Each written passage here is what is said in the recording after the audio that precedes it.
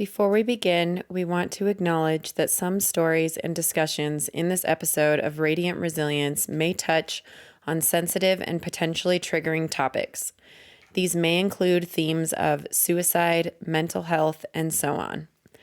Our goal is to share real-life experiences in a respectful and empathetic manner, offering insights into the complexities of the human spirit and the journey towards resilience. However, we understand that some content might be difficult for listeners. We encourage you to prioritize your well-being and discretion when deciding to listen. Please remember this podcast is not a substitute for professional advice or support. If you find yourself needing assistance, we urge you to seek help from qualified professionals or trusted support systems. Your mental and emotional health is important to us. Thank you for your courage and for joining us in a space of understanding and compassion.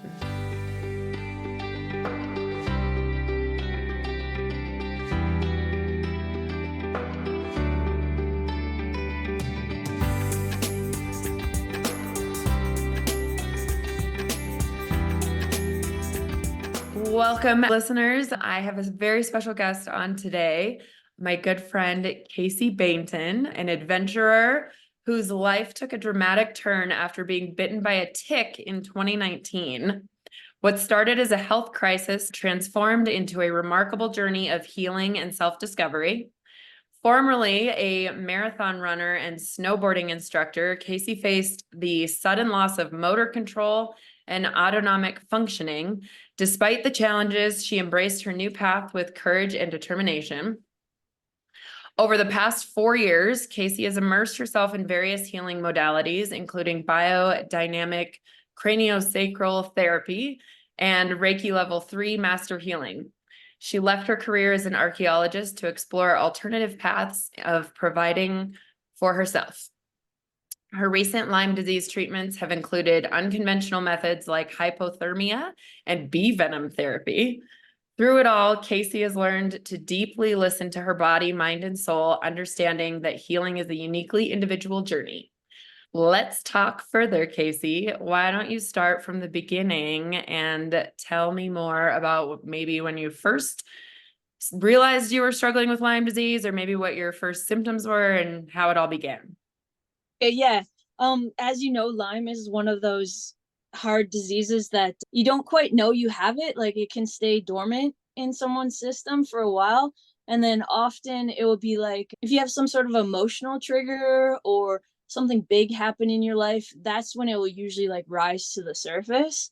So yeah, I got bit in 2019. I always kind of had an idea of the archaeological site that I got bit on. It was in St. Catharines and it was near a garbage dump. So I always joke that the limes or the ticks there were extra toxic. Oh gosh. So you were at work then when you got bit? Yeah, they were super aggressive on that site. Like, we were in Forcefield, but they would come out from the bushes like into our stuff. And if you wanted to go to the porta potty, they would be like hanging in the porta potty waiting for you. Like, Oh my gosh. but yeah, I honestly didn't know. Like, I got bit by 2 ticks in 2019, and I was one of those people who are like, oh yeah, like, it's okay, like, I'll never get Lyme disease, right? Like, Oh man. Yeah, of course. Because why would that be your first thought? yeah, exactly. It was just kind of those chill people of like, it's all good, it'll be good, not thinking about it. And then yeah, that winter I went back to Whistler, and some of the first signs were my anxiety started going through the roof. So I remember, like, Whistler's a very busy, chaotic place, right? Lots of people. And I'd taught there for 3 seasons already. And I remember some mornings my anxiety being so high I couldn't even make it into work, or I'd make it to the parking lot and have to like call in sick. And then I thought I was just being like too stressed. So I was training for like marathons at the same time, and I was like, maybe I'm not getting enough electrolytes and I'm just pushing myself too hard. Sure. Taking a group of students up a chairlift, and my hands started like pill rolling in a weird way. And I was like, okay, this is odd, but like I just kept, it was inside my glove, and I was like, I kept on like teaching the rest of the day. And then all of a sudden my like eyes started like blinking in weird ways. And I was like, oh, okay, again, maybe I'm just like not hydrating myself enough.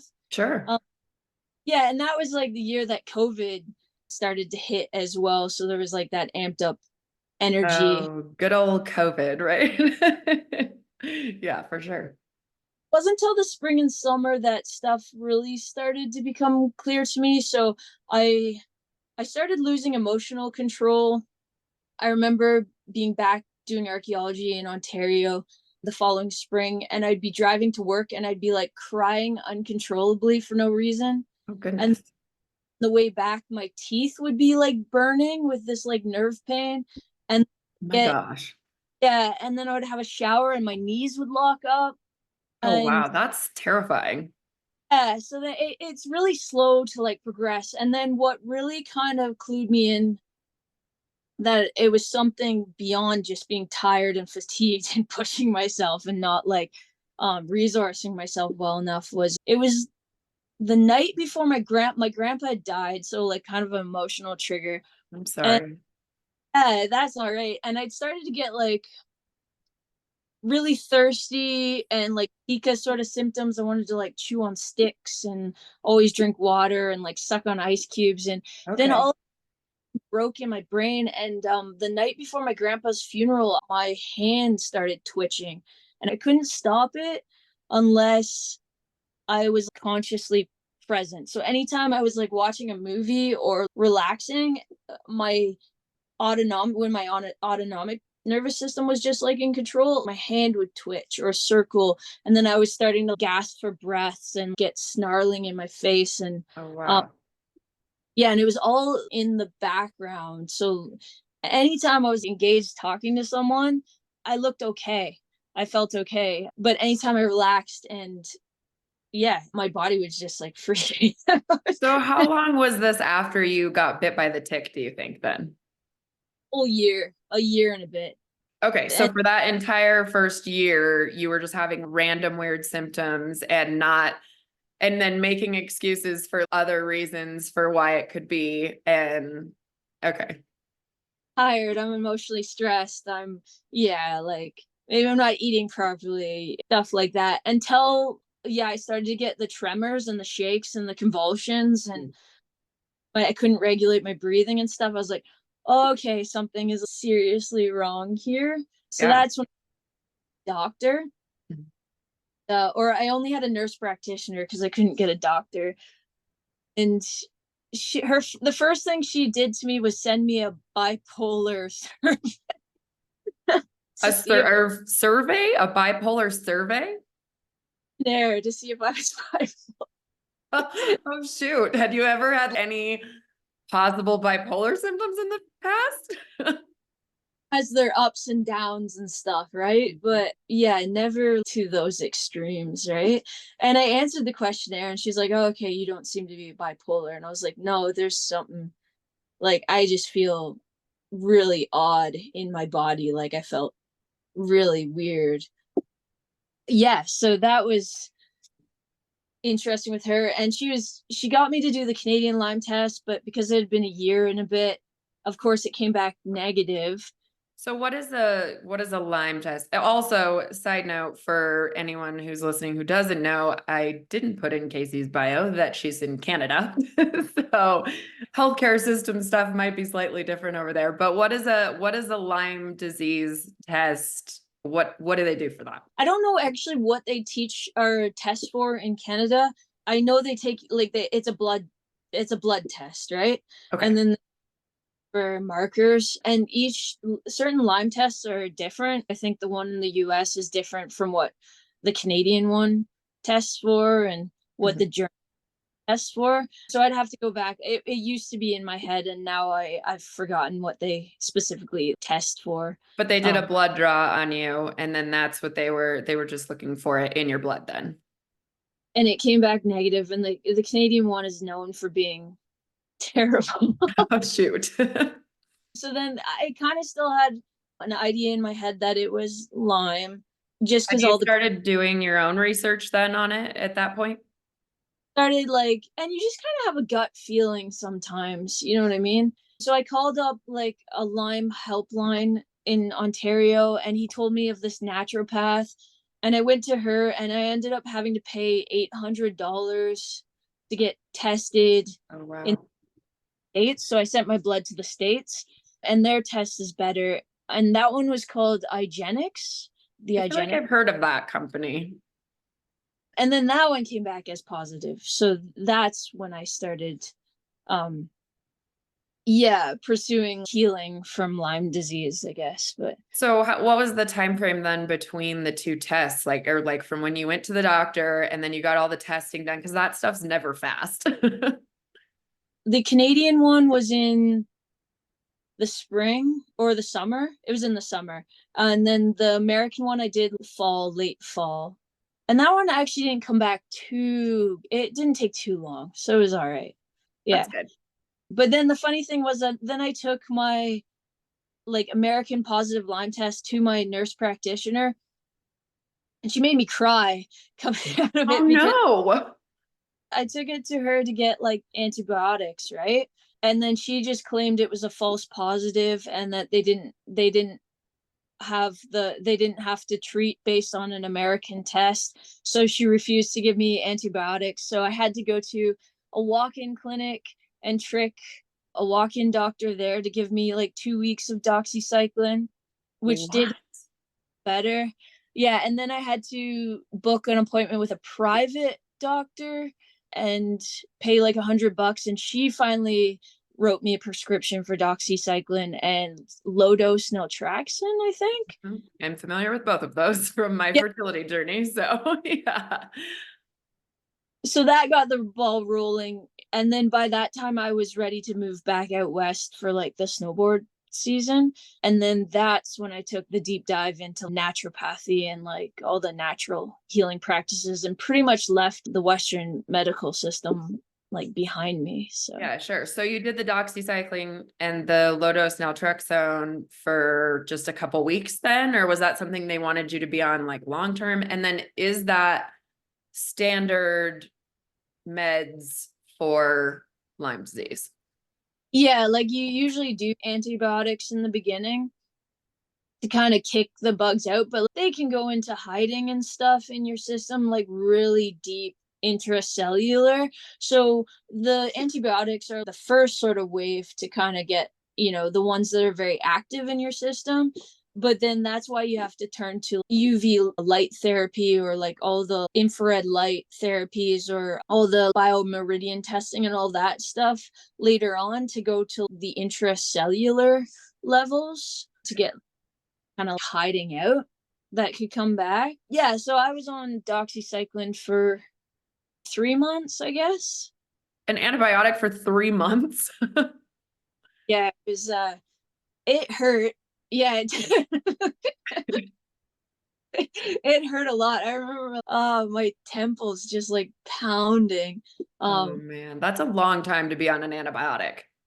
ruins your gut, right? I think I've spent most of my healing work trying to repair my gut microbiome. Were you Um, on a pretty solid what are they?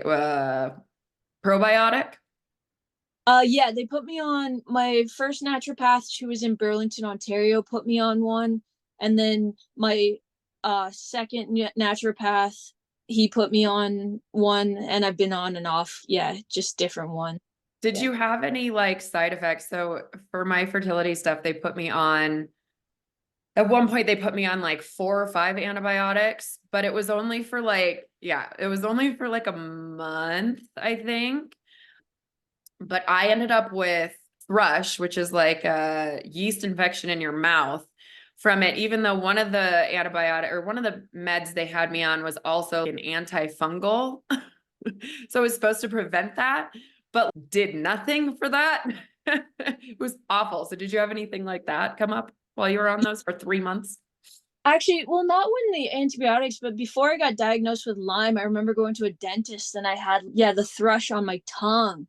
And the things that clued me in that something was in my system causing imbalance. And I remember getting the tongue scrapers and like trying to.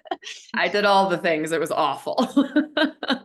I think throughout the whole time, when I started intuitively healing, then I started really knowing when to put oregano on my feet, on the Okay. soles of my naturopath would get me to do that if I had a bunch of yeast or fungal, because he was constantly checking in for that. So I'd put oregano on my feet for 5 nights in a row, maybe take some oregano orally or candida stop or something like that.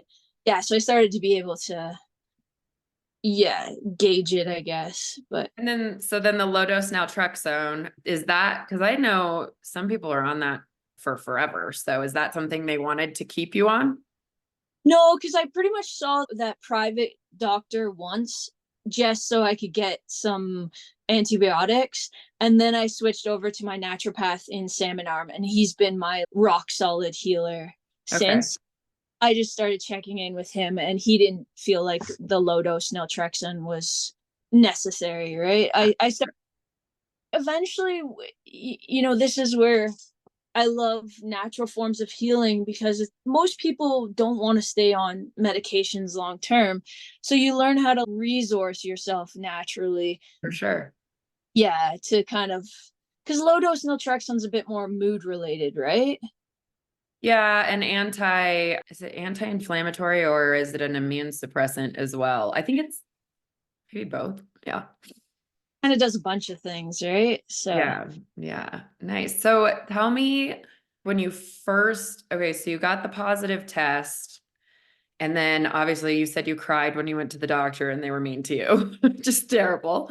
But what were you feeling at that point when you got the diagnosis? You can imagine a little bit maybe of relief that you have some answers, but also what was going through your head at that point? yeah, I think it was a bit of a relief because it's a hard thing with healing because they say sometimes naming it can sometimes make it worse. But Oh, for me, kind of knowing what I was facing kind of helped me come up with a game plan a bit more. yeah, Um, yeah. yeah, and to be a little bit more like, oh, this is just something that's in my system that's really aggressively attacking my nervous system, and if we can just work to rid my system of these bugs, and then work to calm my nervous system, maybe I can get back to some semblance of normal. You're never as you were Yeah, prior. so I mean, that had to be pretty traumatic in the moment, I would think, to think, how is this going to change my life? I don't know. Were you questioning if you were going to be able to still do all the things that you normally were doing? Or, yeah. Because I went back to Whistler and I used to snowboard all day, every day, teaching snowboard with ease, right? And then I remember snowboarding with my friend Andy, and I couldn't make it from slow sign to slow sign without being in excruciating pain. Oh, So wow. I would go to the next slow sign, have to sit down. I was doubled over. My feet were cramping. My chest was cramping, just so much joint pain. And yeah, obviously the thoughts of how am I going to just function? Like, I was like, how am I going to function in the same style of life that I'm used to, right? And how Um, old are you, Kasey? 39. Okay. So how old were you? So you were only, I mean, you're 30, you were like what, 36 or something when you? Yeah, so 30, it's been 4 years now. We do the math, 35. Yeah. Okay. Yeah. I mean, you're like still very young and able to do a lot of things. And to then have something come up like that, that all of a sudden could stop your normal everyday life too, or the things you love to do. I mean, that would upset me. So I can imagine how that felt. Yeah, the hardest things were one, Lyme really messed with my bladder, a lot of anxiety because you're just flushing stuff from your system. So that was one, like, how can I do these activities when I'm constantly having to run to the bathroom every 30 minutes? A hard thing was brain fog. I went from reading books to not being able to read a paragraph or a page without things like swimming or me needing to fall asleep. I couldn't read anymore. Wow. Yeah, there was so much like, intense brain fog. Even when someone was speaking at me, their words would get jumbled in my head and I would stare blankly at them. I just couldn't connect. Yeah. Oh, Yeah. And then my energy levels just took a nosedive. I was taking 4 naps a day. It would take me 30 minutes to an hour to fall asleep, and I'd be up 4 times a night going to the washroom. Gosh. And then, yeah, and then the thing was Lyme. I don't know if people say this, but Lyme makes you one very dark. I was having intense dreams of demons and darkness, and just you can't connect with anything. Everything feels like dust, and like, yeah, just really, your life goes really dark. And you get Lyme rage, which feels like this really intense anger that's Oh, wow. deeper than you. Like it feels like it's beyond you. And I remember going for one walk and my face was just, I couldn't help it. It was hissing and snarling. And it was late at night and a lady was passing me. And I'm like, I hope she's not looking my way. Oh my gosh. Yeah, Lyme is, it's intense. So, I mean, did the dark dreams and things like that, did you ever feel like you were going through any type of depression or, I don't know, scary thoughts in that regard? Or was it mostly, Yeah, I think when you have Lyme, it's not uncommon to start contemplating suicide. oh, wow. It literally feels like you're being tortured in the pits of hell within your own body. Oh, Like every wow. day is pure torture. Your nerves are on fire. Your joints are just stiff and achy. Your whole system is tense and you can't relax and you just can't get enjoyment out of anything that you used to, right? Oh, Um man. So that has to cause, I mean, was that part of your healing process, which I want to get into here soon, but was dealing with depression and I don't know if you went as far as suicidal thoughts or was that, had you started healing before you got to that point? Tell me about that. I feel like I entertained a lot of suicidal thoughts, but never got to the point of acting on it. Because I always had, like I said, with the game plan, what I started to do was made sure there was something on the horizon that, like just a healing appointment or something that I could check in with. So even if it was just I set up an acupuncture appointment for myself, that was something that was like, okay, it's the next step. Or even if it was just, that's what I was saying. One of the things I learned really, really important to do in a healing journey is to constantly check in with yourself. Um, Mhm. yeah, really ask your mind, body, and soul, hey, what do you need from me today to just feel even a tiny bit better today? Even if it was just, oh, I need to call my sister, Oh, that I will love that. Yeah. go hang out with them, or I need to stretch today, or I need to eat an orange for some reason.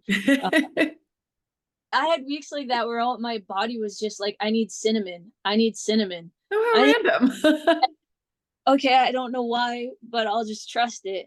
And the more I trusted these weird things that were just showing up, yeah, the better I got. So yeah, when I was in those really dark moments, it was a little bit like you had to really celebrate the small wins. You know what I mean? Yeah, for sure. So if I managed to somehow read 2 pages in a book, that was a big win. And you had to make about it. You was like, oh my gosh, I read 2 pages. We're making some progress. Oh, wow. That's amazing. So yeah, stuff like that. Even, yeah, some people say if you manage to get out of bed and get dressed, like almost throw a birthday party for two.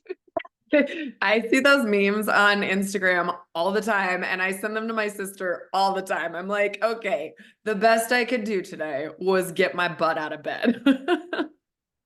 Right? So yeah. Yeah. Um, When did you quit your job? Was that before you started your natural healing process or after? oh no, that was recently. Okay. Throughout Lyme, I had to dig. I dug so many holes to pay for my treatment. Which is so interesting to me too, because, you know, we as Americans always look at everywhere else and your guys' universal health care or whatever that's provided. But yeah, I mean, here it's the same thing. If you want to go to a naturopath, you're going to pay a small fortune because insurance won't cover any of it. It is interesting. I think we just think you guys all have free health care.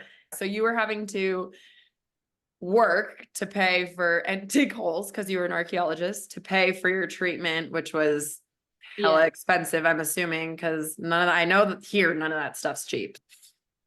I joke that now I have like a wealth of health, right? But my actual wealth is not very healthy. We all have to find that balance at some point, right? Like everybody wants to live a healthy, happy, wonderful life, but also money makes the world go round. So we kind of have to have some of that too.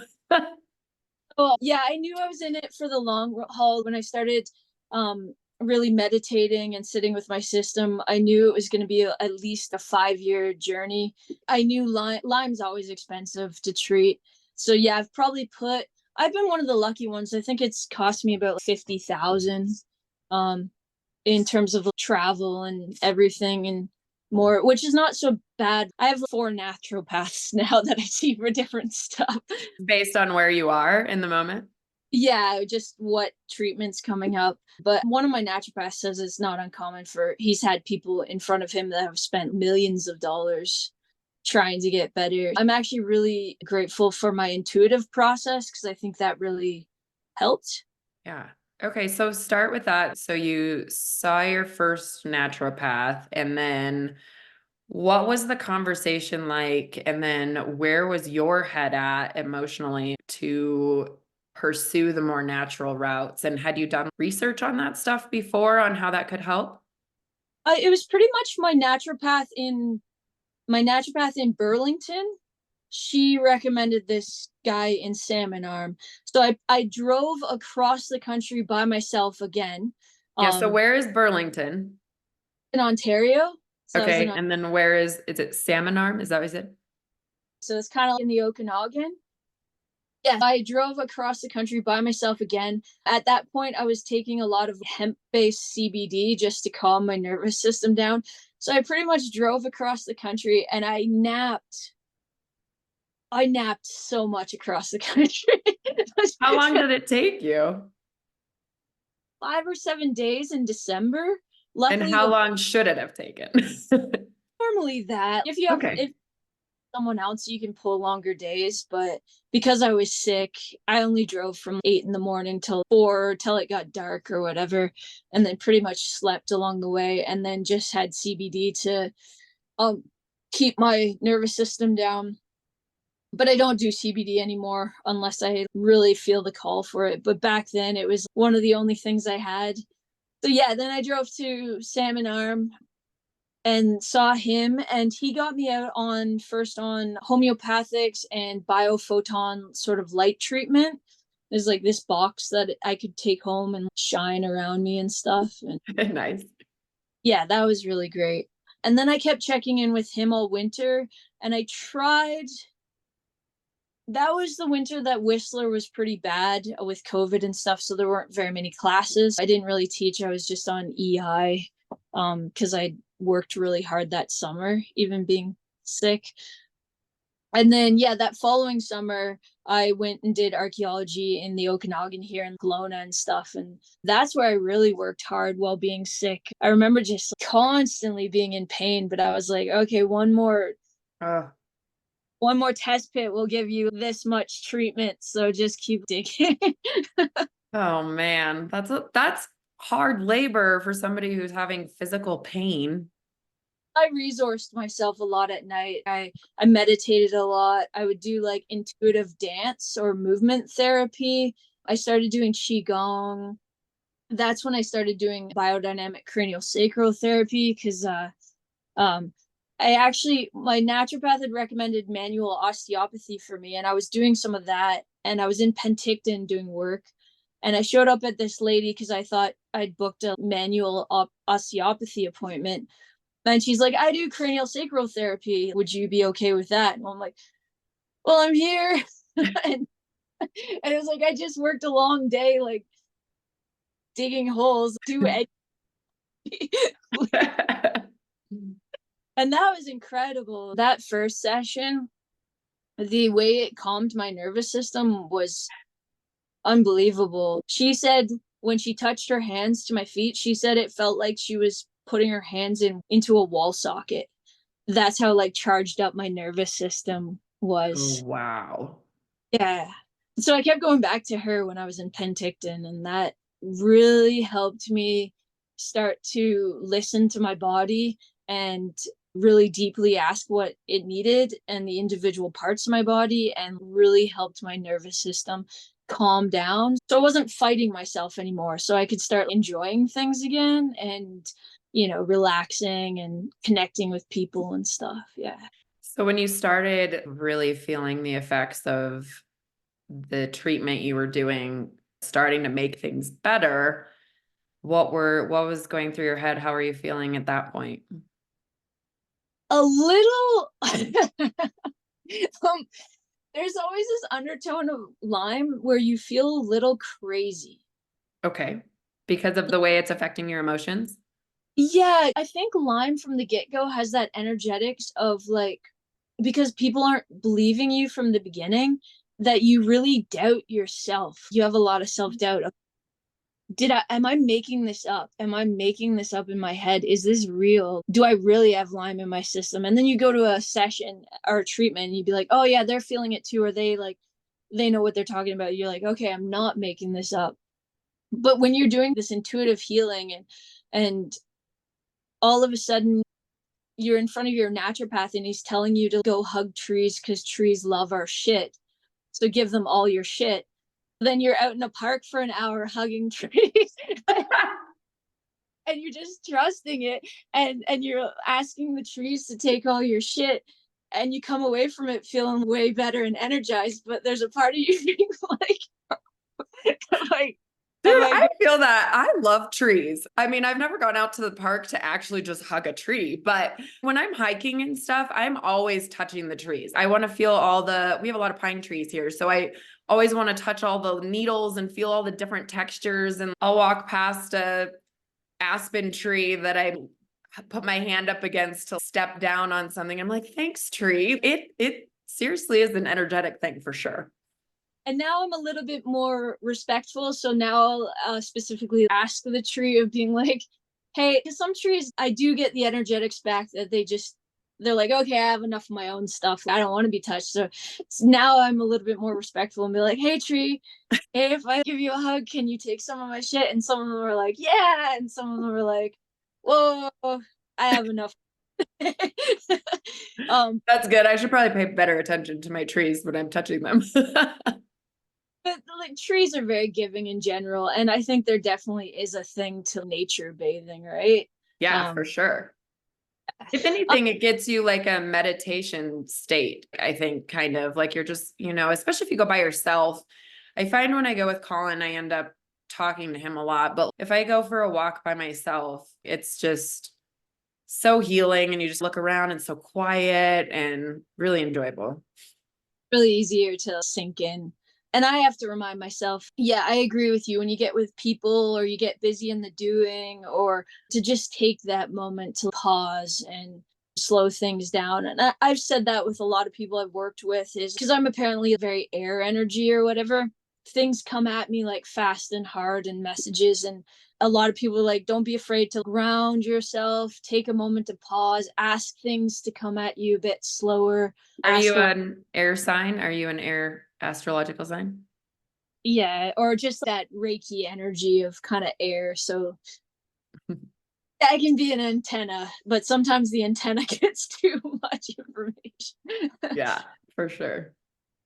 But yeah, so there was throughout my whole Lyme journey, it's especially when I dived into the Reiki and the craniosacral, there was this really fine balance of making sure I was grounded, not going too energetically high, and also that mentally checking in of that.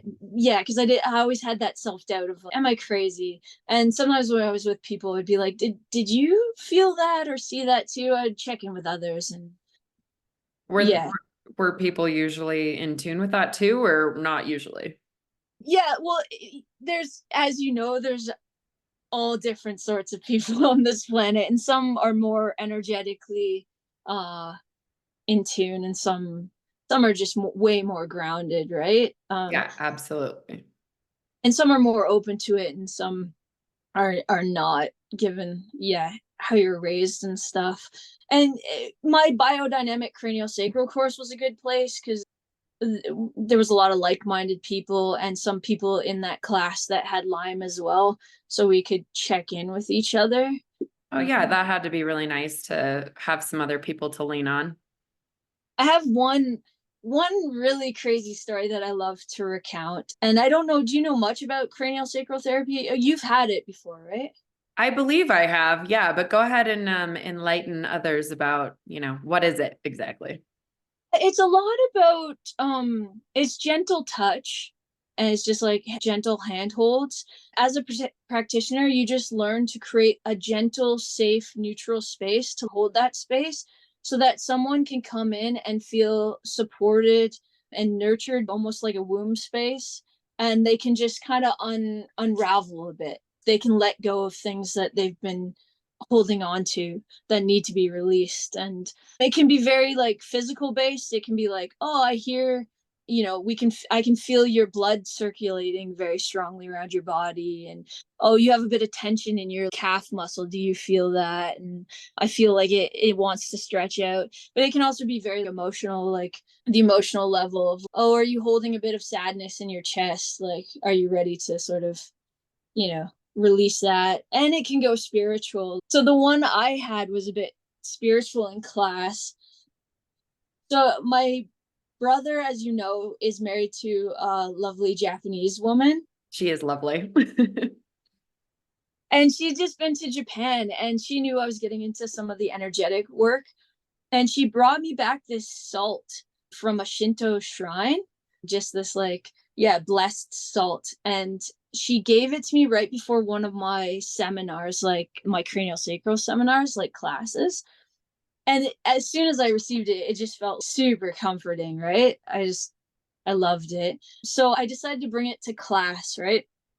And I didn't tell anyone I had it on me in class. I just had it in my pocket or in my backpack. We were doing table work, and what is it? I worked on this girl named Madhavi first, and she's a lovely soul, right? And it was good. I don't know, she released a lot and we discussed stuff afterwards. And then we swapped. So I was on the table and she was working on me. And I had the salt in my pocket and she didn't know about it. And she worked on me and it was a really good session. And I released a lot and relaxed. I don't know what I released. And then this is where I said, like, you're constantly checking in with the energetic world. Like, am I crazy? I don't know. She Yeah. leaves, I don't know if you're open to hearing this, but I just wanted to say the whole time I was working on you, in my mind's eye, there was a Japanese samurai standing over you and protecting you the whole time. And she's like, I don't know how to explain it or why. That's just what I saw. So I just trusted it. And he was there the whole time. And I was like, I pulled the salt out of my pocket. I was like, like this. It was really weird because it was like she somehow saw the energetics that this physical object in my pocket was projecting into the space. And I've come to learn and sort of believe that all objects kind of have a spirit or an energy. And that was just really cool. That Yeah, that's really cool that she picked up on that. That's a totally unique experience for sure. so we had in a bunch of my healing practices, Reiki and stuff, we had many weird things that would happen like that. And afterwards I'd come out and be like, I need to go play some basketball and I need to Just get some energy out or God, what did I just experience? But yeah, stuff like that, those little moments really do help. And connecting with others in that magical way really do help in like in a healing journey, I guess. Yeah. Absolutely. I mean, that's part of why I've started this podcast too, because I don't know, there's been so many times in my journey that I felt so isolated and so alone. And I know intellectually that that's not true because I know there's so many people that also struggle with infertility. And I'm sure there's a lot of people that are struggling with Lyme disease. But until you have those people in your inner circle or you talk to somebody that fully understands what you're going through, it just feels so isolating and alone. So did you feel like that a lot in the beginning of when you first got your diagnosis? Yeah, it wasn't until this craniosacral class when I had the people showing up in front of me who also had Lyme disease, and I could see the brain fog on their face, or they would tell me that they're experiencing a lot of nerve pain today. I'd be like, oh, okay. Yeah, it is like, I don't know. It is just that like relief. Because Mhm. encountering people who are kind of, it feels like, yeah, it's hard because you know those people who are around you love you and support you, and but there is that sense that they just don't totally get it, which is kind of hard. So yeah, when Yeah. you have who comes in who has felt it in their own body, and you know they've felt it as deep as you have, there's this huge relief of not being alone. Yeah. And probably thinking, oh, it's not just me and I'm not the crazy one and I'm not making this all up in my head. Because it is hard, because I do kind of believe that um with some of my practices that the thoughts you manifest in your head can eventually manifest physically. So you have to be very mindful of your thinking. So a part of me with Lyme disease really questions of, did I manifest it into my life with my thoughts for a reason? You know what I mean? And taking ownership of that, of because you get that question all the time of, if you could go back, would you do this all over again? Would you wish it upon yourself? And that's a really hard question. That's so hard because I mean, I can see for my own experiences, that is who it that those experiences have made me who I am now. And I've learned so much about myself and my body. And, as I'm sure you have as well, that, yeah, I mean, I don't want to go through that all over again for sure. But, but at the Yeah, you love the wisdom that's come out of it, right? Yes, Yeah. and that's the good stuff that has come out of it. That is, sometimes looking at the silver lining, but that can be hard too. I've been in very, very, very dark places before too, where I've completely blamed myself and my body, and I brought this upon myself. And what did I do in a past life, or what did I do early in my life to deserve this? Exactly. Even one question that kept coming up in my head, even in the darkest moments. And you talked about depression. I almost forgot, like the first year of Lyme, I had so much to clean out of my system. I pretty much cried every day for a year straight. I totally forgot about that. And a lot of it was emotional, but I think a lot of it was like physically just needed to Release. release. But yeah, a question that always kept popping up into my head was like, was I really that bored? And that was like, Bored? yeah, was I really that bored? Like with life, and that's why the Lyme disease came on, or like elaborate on that a little bit more. Still questioning that. It's a recurring question, and I was like, because I'm now doing a lot of like deep diving into subconscious thinking and blocks, and I'm like, yeah, was I really that bored that my subconscious thinking somehow manifested this horrible disease into my life to make it, to give me a challenge, and make it more interesting, and to learn more about myself and resource. A part of me would love to be like, I hope you really but I never know. I still haven't figured that one out. But that is the reason why I have quit archaeology, is because I was getting bored in that profession. And I think I was actually meant to leave it earlier and didn't have the courage to do it.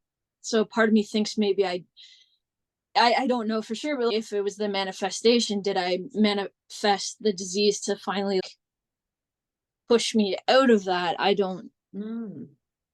Very like, I'm in definitely that scary leap of faith zone right now of not sure what I'm going to do moving forward, how I'm going to pay for stuff, but I'm being told just to keep trusting. I mean, And it, that's huge. I've been told that a lot in the past few years too. Trust the process, trust the journey, but that makes me so mad sometimes too, because I'm like, why does it have to be so difficult? It's so easier to trust when things are going well. And I actually, it was funny because like this spring, it's normally the time to go back to archaeology. And I kept doing that. Should I go back? Should I not? It's good money. I should go back. And I kept getting intense visions of me dying or death or just always like messages of dead end, dead end. But I kept like questioning it. And then the funniest thing happened was that I was driving in Kelowna near our office. And again, in my head was like, oh, should I reach out to my boss? Maybe I should go back. And as I was questioning that, I literally took a right hand turn and hit a dead end from construction. Oh, wow. I had to do the most awkward reversing and like turning around. And I was just like, okay. Universe has spoken. They're like, she wasn't getting it all these other times. We have to make it a physical sign. And that made me laugh really. Yeah. Oh, man.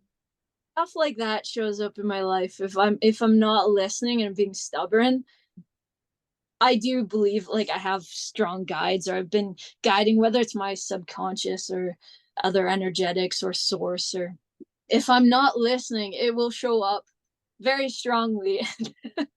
Oh, man. Yeah, so that was pretty funny. So how long have you been then practicing the craniosacral and Reiki and stuff yourself? Craniosacral is now 3 years now. Yeah, because the course was like 2 years. And yeah, I started craniosacral in my first year of healing from Lyme with that girl in Penticton.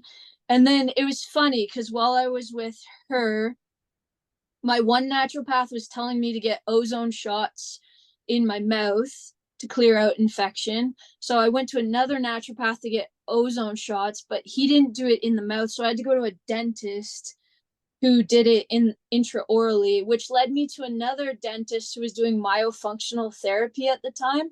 And I was reading James Nestor's book, Breath, which was all about opening up the airways to calm your nervous system down. So I ended up elf device in my mouth, but she wanted the elf device paired with a lot of craniosacral therapy. So Okay. yeah, and then I was like, oh, the best way to get a bunch of craniosacral therapy is to actually take the course. And the lady who had introduced me to it, she had been taking the course while she was working on me, and she talked about how fun it was. So then that kind of encouraged me to take the course. Yeah. Okay. Um, So is that what you're trying to do for work now? I don't know. Still trying to figure that one out. Yeah, I love it. I love it as a modality. But you know where you go through things and you're like, was I just meant to be a student and do it for my own healing, or was I meant to do that? Came up in a lot of my own healing is, does everything have to be done for a reason? Can something just be done for yourself, for the good of yourself? Can I just do this craniosacral course solely for myself, not for any other reason, just to explore, play, heal, laugh, cry, be angry? Yeah, and I'm still kind of in that zone with it. Yeah. Yeah.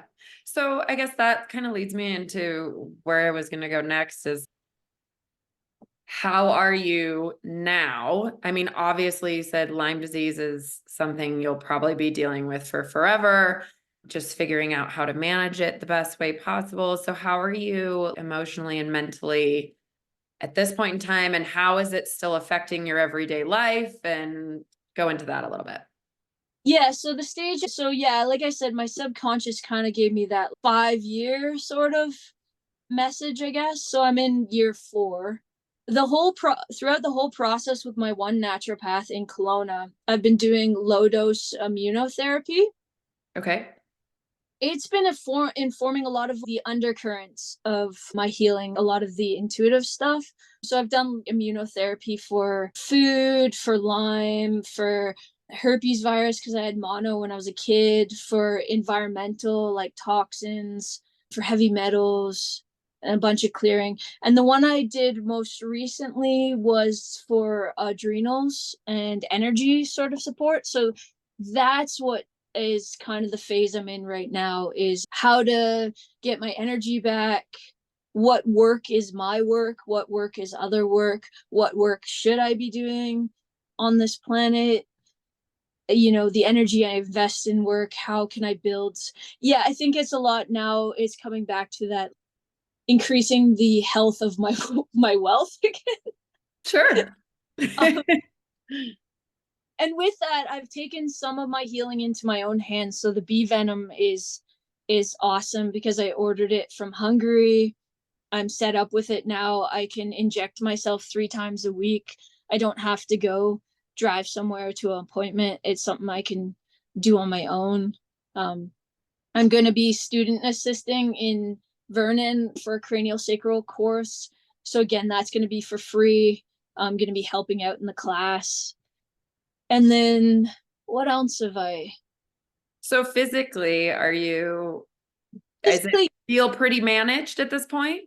yeah, I do get more tired, or my joints get more sore in the past, or like my nervous system can get tense more quickly, but I know how to resource myself better and to not push myself as much. And I'm also heavily guided. So I, was, I had this the other day. I went rollerblading, and this is my typical old self. Is I was like, okay, I want to go for an hour. But then my typical old self is like, no, I want to make it all the way to Lake Country. It looks beautiful over there. But I did reach a point in the thing where my mind started to be like, you should turn around, you should turn around. And I was overriding it. And then eventually I hit this weird part where the path had to cross a road and then started to go under an overpass. And I was like, no, I'll still go, I'll still go. Eventually, this street cleaner thing came up and created this wall of dust. And I was like, either I dune this shit. So I don't know if you've seen Oh, I love Dune. I'm a huge Dune nerd. like that wall. So I was like, either I dune this shit and go through this dusty wall with my rollerblades, or I listen that this is where I'm supposed to turn around and don't push your body as far as you should. And so yeah, I turned around and it ended up being a really nice rollerblade. But in the past, I would have just gone full tune. Just kept going and going and going. Yeah, so I've learned to listen a bit more. If my mind's screaming at me, you're tired, you need to rest, I'll rest.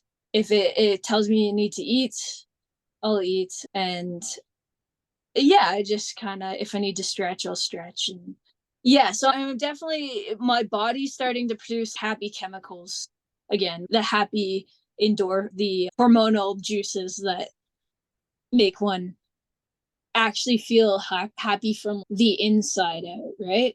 So when did you start noticing those feelings coming back? That was, yeah, sort of midway through my craniosacral course. So maybe last year. Okay. So Yeah, before that, you really struggled then, probably emotionally prior to that. really hard to connect with things, really hard to feel joy, even if it was something in the past that I really loved. It was just really hard to, yeah, to find the same amount of joy in them. But lately, yeah, I could feel, recently there was one, I was doing something and I could feel an expansion in my backspace and my kidneys really opened up. And then I could feel a rush of this excited adrenaline and this exhilaration. And it was really cool. And it came from the inside out. And I just felt so happy and stoked. And I was like, whoa, I haven't felt this way in a long time. And it took me by surprise almost. And it was so beautiful because it wasn't anything from externally that was true. Something had been released deep inside me. It was just like, oh, I feel great. That's so cool. And that's kind of what the biodynamic craniosacral does a bit. It teaches you how to not only externally resource, but deeply, deeply internally resource and bring the healing from the inside out. I love that. Yeah, because that's really what it is, right? We do have to heal ourselves. It's not just physically we have to heal ourselves. And a lot of the times, you know, in your case with Lyme disease, that may not be a possibility for you to heal completely physically from, but emotionally and spiritually and energetically and all of that, you can heal from it and you will probably be able to manage it even better. Yeah, actually, I one of the most powerful things I did with Lyme was I remember being on a walk after Reiki, one of my Reiki classes, and I literally accepted Lyme into my heart. I literally gave it of because the whole time Lyme felt like it was waging World War II inside my body, right? And just creating havoc. And I was like, okay, Lyme, I don't want to fight anymore. Here's this very fertile land in my heart. I'm granting it to you. You can take up residence in it and you can come and go as you please. And please accept this gift of land inside my heart space. And even doing something like that had powerful shifts in terms of my healing and how I felt physically in my body. And it was really like a laying down of arms. And after that point, Lyme almost became an ally inside my body. And I could almost feel the ancient wisdom that these bugs sort of had because they've been on this planet way longer than I have. And yeah, that was really trippy for me of that flipping of the thinking of, And yeah. acceptance. So you finally got to a point where you could just accept that, you know, I guess is your reality and this is, and then accepting it. That's huge. That's a huge healing. But I think everybody has to get to that part at different points in their journey, right? That's not an easy thing to come to by any means. Oh yeah, that took time for sure. Yeah. That definitely took time because yeah, there were in the beginning you will feel a lot of resentment and anger and hate towards yourself and the disease and stuff. And then to get to that yeah place of acceptance and deep peace and love, once you sort of like create that friendship with what you've been struggling with, it becomes really empowering. You almost start working together, you know, in a strange way. That was yeah, that was a very big shift. I remember Yeah. that. Well, that's amazing. I'm glad that you were able to get to that point. We always say it's I don't people like to say oh it's cliche, but I don't think it should ever be underestimated how much love can do. Mhm.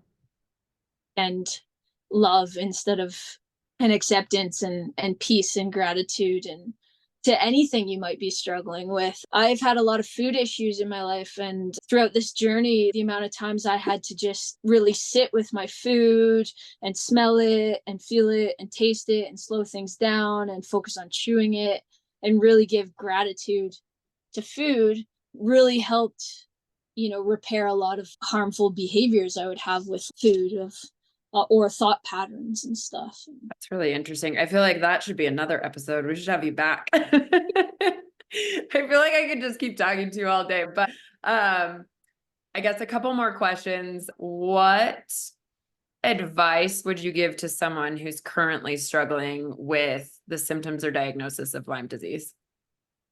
Okay, yeah, so I would have one of the biggest ones that helped me was yeah, just really check in with your system, check in with yourself. Each day you wake up, just hey body, what one thing can help you out today or help make things a bit easier? Hey mind, what are you feeling or soul or body, mind, and soul? What is I one mean, really, this could go for anybody, right? Going through anything. wake up and check in with yourself? I love that. I also have